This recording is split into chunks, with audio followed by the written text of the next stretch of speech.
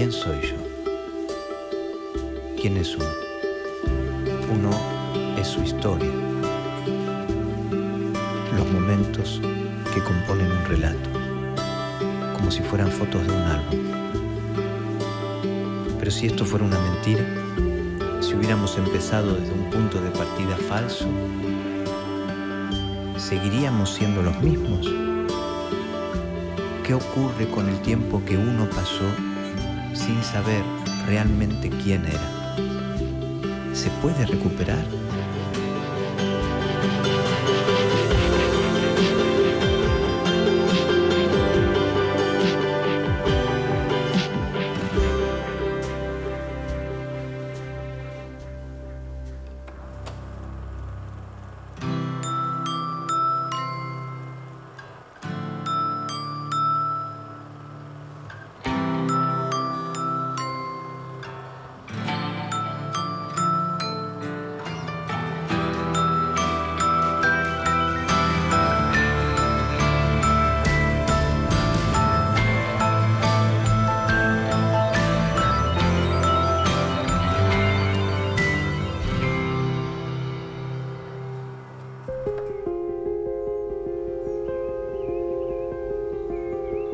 En Argentina, cerca de 500 chicos, en su mayoría recién nacidos, fueron apropiados durante la última dictadura cívico-militar.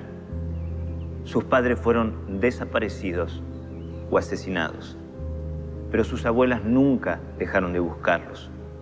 La genética le dio algunas respuestas y así supieron que era posible identificar a sus nietos con un 99,99% de certeza a partir de la sangre de sus abuelos. El próximo paso era la restitución y ese camino pasaba necesariamente por la justicia.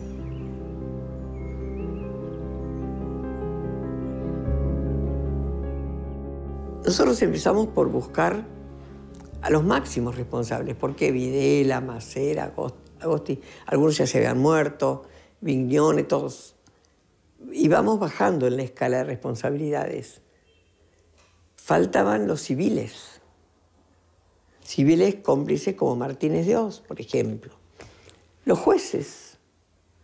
Entonces yo cuento la anécdota de Michel. No hace mucho, Michel estaba en uno de los juicios nuestros. Un hombre que, cuando yo creo haber encontrado una pista yo no sabía si era varón o mujer, era antes del año 80. Un familiar me dice, mira, en la casa cura tengo una amiga y me dijo que ingresaron una nena de forma muy rara, estuvo 2 días y la egresaron. ¿Por qué no averiguás? Me dice, bueno, fui a la casa cuna sola. Y le digo a la que estaba atendiendo, usted sabe que yo vengo para saber de una chiquita que ingresó en tal fecha y quiero saber qué destino le dieron. Y había un libro, la mujer lo saca y lo mira. Dice, bueno, no sé, pero acá... Y no sé por qué se va la mujer. Y yo, como una maestra, digo, leí al revés, ¿viste? Con el cuaderno al revés, leí el nombre de la nena y el nombre del juez, que la había egresado inmediatamente. Y me lo voy a ver. Y bueno, no me recibe, me salen a recibir, yo supongo que serían custodios o que yo quién. Cuando le conté quién era y a qué iba, me manda a decir que no me iba a recibir y que dejara de buscar si no quería aparecer en una zanja. Yo lo tomé como una flor de amenaza, pero igual seguí trabajando y buscando. Claro, este hombre, yo había leído el nombre del juez, no se me borró nunca.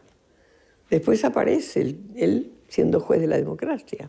Cuando las abuelas iban a los primeros juzgados, donde habían presentado alguna denuncia, el maltrato del Poder Judicial era terrible.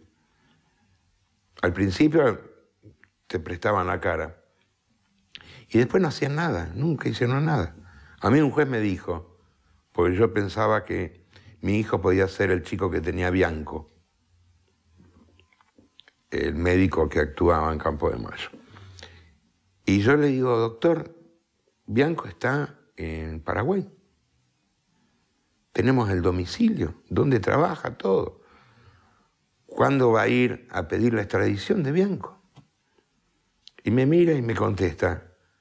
Por suerte estaba Estela conmigo y un abogado en aquellos tiempos. Madariaga, mis tiempos no son sus tiempos. Y yo casi me levanto y lo cago una trompada en la jeta. Y ahí me agarró Estela del brazo, pues me estaba incorporando para pegarle. Así te trataba.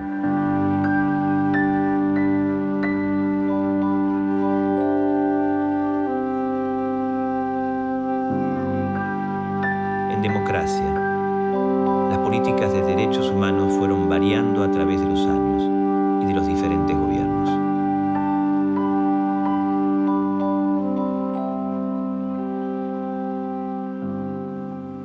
Con Alfonsín nos reunimos 2 veces. Estaba el doctor Rabosi, estaba un montón de gente, y yo le dije, este es mi escrito, lo que voy a hablar. Entonces, en vez de esperar que yo hablara, leyó a Alfonsín y se enojó. Pero señora, dice, ¿cómo me vienen a decir que no hemos hecho nada? Y es cierto, eso le decía yo, que en realidad de los niños nada. Habíamos hecho un montón de cosas, pero de los niños nada. No encontrábamos los niños en ese momento. Ante el alfonsinismo, digamos, en el contexto de impunidad que se da con las leyes de violencia de vida y punto final, la apropiación de niños queda por fuera de esas leyes. No era sencillo conseguir las restituciones porque socialmente había mucha discusión sobre qué sería lo mejor para esos chicos que en ese momento tenían 8, 9, 10, 11 años. He firmado los decretos que llevan los números 1002, 1004 y 1005, donde indulto a muchos militares y muchos civiles para que empecemos a reconstruir la patria. Después tuvimos todo el periodo del menemismo, donde más por ideología del menemismo era no investigar. O sea que él quiso borrar del mapa el tema de los derechos humanos. Perdonó, le dio amnistía a los condenados por la justicia, etc. Fue una vergüenza. Desde que el presidente Kirchner asumió, estamos en una política realmente activa, proactiva de defensa de los derechos humanos, incuestionable. Entonces, eso se ve también con la justicia. La justicia argentina no es algo separada de la ideología que está en el poder ejecutivo. En 1987 se creó el Banco Nacional de Datos Genéticos por medio de la Ley 23.511. El Banco de Datos Genéticos nace en esta primera etapa de la democracia, durante el gobierno de Alfonsín, donde presentamos un proyecto de ley que fue, consensuado en el Parlamento, y en el 87 esta ley se sanciona, con algunas correcciones y algunas cosas. Una ley imperfecta, porque ahora la corregimos. Claro, ya en el 2009. Pero sirvió para que necesitábamos la ley y para que los jueces la respetaran. Porque llevarle a un juez la orden o el deseo de que se analice una criatura, presunta nieta, en un banco, algunos decían no. Entonces, con una ley no se puede decir que no. El ingreso de una persona al banco, ya sea familiar o ya sea un joven que duda de su identidad, en los primeros tiempos, hasta la creación de la CONADI en el año 98, era a pedido de los juzgados intervinientes. La persona concurría con su oficio judicial, o bien el oficio judicial se lo hacía llegar al banco con anterioridad, y se tenía que realizar lo que marca la ley, porque el banco se rige por la ley de creación, la 23.511, sus decretos 700/89 y posteriormente 511/2009, en la cual se tomaba fotografía, huellas, dígito pulgar, derecha, y lo que llamamos consentimiento informado. ¿Qué quiere decir esto? Que la persona sabe para qué vino al banco, a realizarse qué tipo de estudio y qué es lo que se va a hacer con su muestra y su patrón genético. Una vez que se hace la identificación, pasa al box de extracciones. La muestra de elección para el banco es sangre para poder tener una cantidad suficiente de material genético por si surgieran en el futuro otras metodologías que pudieran aplicarse a la identificación. Y de ahí en más comienza la pericia de extracción del ADN de las células, o sea, extraerlo de todo ese del conjunto de células que componen la muestra hemática, y se ingresa la muestra a todas áreas consecutivas, el área de ADN mitocondrial, nuclear, el área de cromosomas sexuales y el área de histocompatibilidad, hoy ya biología molecular. El banco es el perito, no tiene que conocer el expediente, no sabemos cómo llegaron a esa persona. Sabemos lo que tenemos que hacer desde que esa persona ingresa al banco y qué informe emitimos al juez. Ahí termina la intervención. Un paso muy importante en la lucha de las abuelas fue la creación de la Comisión Nacional por el Derecho a la Identidad en 1992, la CONADI, un organismo estatal creado para la búsqueda y localización de los niños desaparecidos durante la dictadura. Yo creo que Menem no se dio cuenta de lo que firmó. Y después, en la época de la Rúa, que tampoco se dio cuenta de lo que firmó, se crea la CONADI por ley. La CONADI es un lugar del Estado donde todos los jóvenes que dudan de su identidad, después de una investigación, pueden realizarse con validez legal los análisis en el Banco Nacional de Datos Genéticos. ¿Por qué las abuelas exigían que fuera el Estado quien proporcionara los medios para restituir a sus nietos? ¿Y qué hacía entonces el Estado con respecto a ello? ¿Dónde están los niños que nacieron? Lo que ha hecho la dictadura es establecer una persecución, asesinato en masa, robo de bebés, en un plan orquestado, como demostró la propia justicia, que involucró complicidades, que involucró falsificación de documentos, que involucró no devolver los bebés nacidos en cautiverio a las familias biológicas. Por lo tanto, si es el Estado el que en momento de dictadura hizo todo eso, es un deber del Estado democrático encontrar la verdad.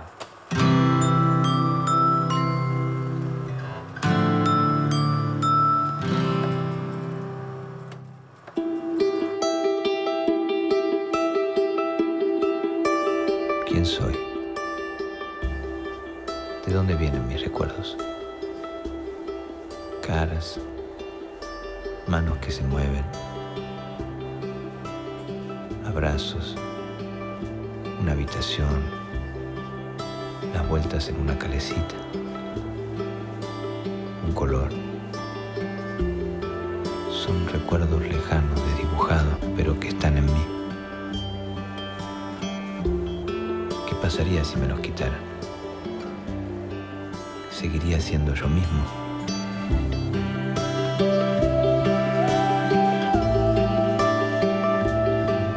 Soy Alejandro Pedro Sandoval. Sé que nací el 28 de diciembre del 77. Mis apropiadores me habían inscrito el 5 de abril del 78 y me hacían llamar Alejandro Adrián Rey. Su apropiador era una persona que venía del área de gendarmería, pero estaba en el área de inteligencia. Y como todo, él lo tenía todo programado, ¿no? Entonces, 2 semanas antes o 3 semanas antes de que él quede detenido, o sea, que lo llame la justicia y quede detenido, él hace como la previa de prepararme a lo que se iba a venir. Se largó a llorar, yo lo miraba, no entendía nada. La primera vez en mi vida que yo lo veía llorar, o sea, lo primero que se me cruzaba era que falleció alguien o qué es lo que pasó.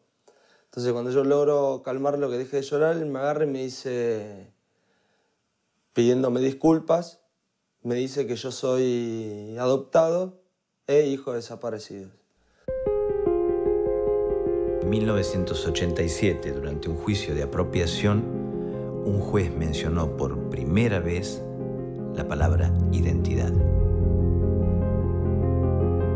El derecho a la identidad hoy es un derecho de rango constitucional superior a cualquier ley por los tratados de derechos humanos que se incorporaron a la Constitución Nacional. Es el derecho de la persona de conocer su origen, su extracción familiar, su extracción cultural. Es un derecho social.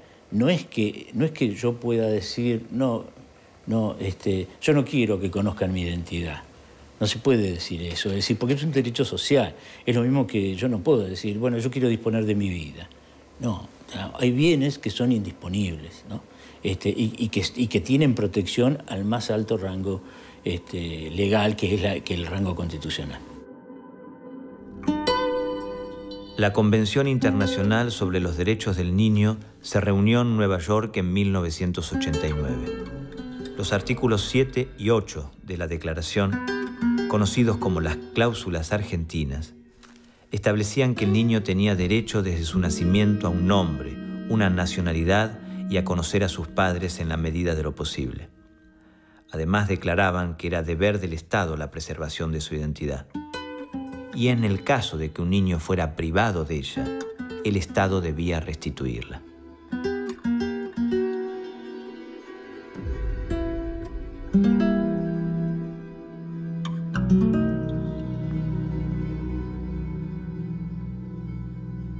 Por convención internacional y por tratados internacionales que prácticamente todos los estados, y por cierto el argentino ha firmado, existe lo que se llama la legislación internacional de los derechos humanos y la obligación de los estados de investigar las violaciones a los derechos humanos, sobre todo aquellas de lesa humanidad. Esa es una obligación de los estados que no se pueden desentender.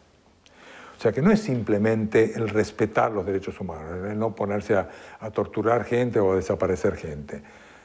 No es una obligación pasiva la de defender los derechos humanos, es una obligación activa y parte de esa obligación activa es la de investigar toda vez que haya habido violaciones a los derechos humanos y castigar a los culpables, o sea, producir justicia.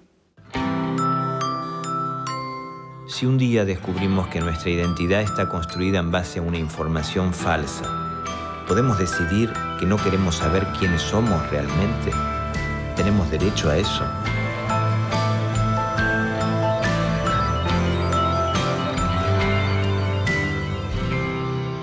Son chicos que son hoy esclavos todavía de esas personas, aunque se hayan casado, aunque vivan solos. ¿Cómo? Les dicen, ¿cómo vos vas a ir a hacerte los análisis? ¿Me vas a hacer eso a mí? Yo que te crié, yo que te cuidé, yo que te di educación. ¿Vas a matar a tu madre? Y les echan culpas. Y los chicos, por fidelidad, dicen, no quiero saber nada.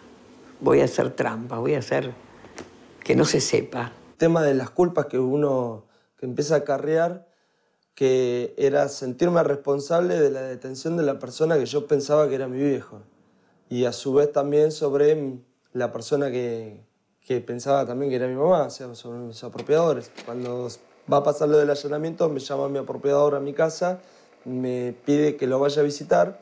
Lo voy a visitar en la prisión, que seguía estando en Campo de Mayo, y ahí es donde me cuentan de que van a hacer un allanamiento, en 48 horas te van a llegar a tu casa, vos lo que tenés que hacer es entregar estos objetos. Yo cuando lo miro me había dado una toalla, un cepillo de dientes, una remera, un peine y no me acuerdo qué otra cosa más. Entonces a mí me agarró como un ataque de risa, como diciendo, wow, mirá lo que yo tengo que hacer, lo que está pasando, las cosas que se están moviendo a mi alrededor que yo no me daba cuenta. Y veo pasar al perro, entonces lo agarro, lo miro y le digo, bueno, ya que vamos a hacer todo mal, hagámoslo por completo. Agarré el cepillo de dientes, le lavo los dientes al perro, con la toalla lo sequé, con el peine lo peiné, lo miro y le digo, no le voy a poner la remera, ya está, con esto ya está. Y con la toalla le había secado el hocico. Entonces él se reía de la situación de lo que yo estaba haciendo. Yo la verdad que no me di cuenta de lo que estaba haciendo. O sea, él me estaba haciendo fraguar un allanamiento y yo en realidad le estaba fraguando el allanamiento que él quería que fragúe. Y me acuerdo que hará un año atrás, uno de los abogados de abuela me dice, mirá, si vos no hubieras hecho esto que hiciste con el perro, a vos nunca te hubiéramos encontrado. El tema de los chicos apropiados llegó 2 veces a la Corte Suprema de Justicia. En el año 2003, la Corte aceptó la negativa de una joven a realizarse el análisis de ADN porque era mayor de edad. Con una nueva composición de la Corte, en el año 2008, se estableció la obligación de realizar los análisis, aunque los jóvenes estuvieran en desacuerdo. Pero aún hacía falta que esto quedara establecido por una ley. Había que actualizar la ley porque científicamente había quedado... Ya no podíamos hablar de prueba hemática. Teníamos que empezar a hablar de ADN. Entonces, así se actualiza y se logra la nueva ley del banco, donde ya la validez del allanamiento está totalmente legalizado en el Código de Procedimiento y que la prueba no puede ser no hemática, sino una célula de tejido. El problema central en todas estas legislaciones que dicen proteger los derechos personalísimos de las personas que se niegan a dar material biológico para hacer el análisis, es que aquí ha habido crímenes, sean individuales o sean masivos de lesa humanidad, y esos crímenes, el Estado es responsable de resolverlos. A veces hay un poco de mito alrededor de esto. Por ejemplo, cuando uno deja una huella digital, cuando va a hacer su pasaporte o su documento de identidad, se pinta con tinta los dígitos y apoya contra un papel. En ese apoyar no solamente queda tinta, también quedan algunas células que se descaman de la piel, que tienen núcleo y que tienen ADN. Y nadie diría que se niega a poner una huella digital porque ahí podría haber células que... O sea, quiero decir que las cosas van cambiando porque las leyes se hacen en base al conocimiento, a las costumbres. Y bueno, hoy en día conocer la identidad a través de una muestra biológica es, a mi entender, mucho más importante si está relacionado con un delito, con un crimen, que la negativa, que la privacidad a no dar parte de tu cuerpo. Cuando vos pones una huella digital estás dando parte de tu cuerpo. Cuando ya un adulto hoy, presunto nieto, te dice, yo soy dueño de mi vida y no quiero saber, y hay una presunción fuerte de que puede ser, tiene obligación. Hoy, pero eso es bastante reciente. Sí, sí, sí. Claro, es una obligación porque es un delito de acción pública. Es un delito que no prescribe. Es un delito que afecta a todos. Sí, de lesa humanidad. O sea, que existan chicos desaparecidos en la Argentina afecta a todos. Ah. Nos afecta y nos va a afectar mientras exista uno. Y afecta a la humanidad. Entonces, es un delito que es obligación del Estado resolverlo hasta las últimas consecuencias. Si es o no, hay que saberlo. Y la voluntad del chico la consigue el juez diciéndole de sus derechos y sus obligaciones.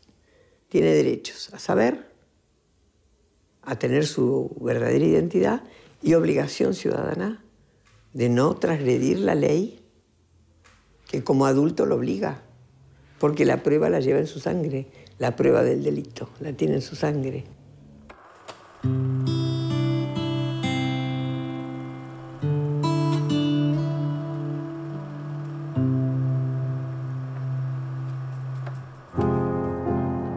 En 1977 las abuelas de Plaza de Mayo comenzaron su lucha y en todos estos años hubo muchísimos avances y la ciencia fue de gran ayuda.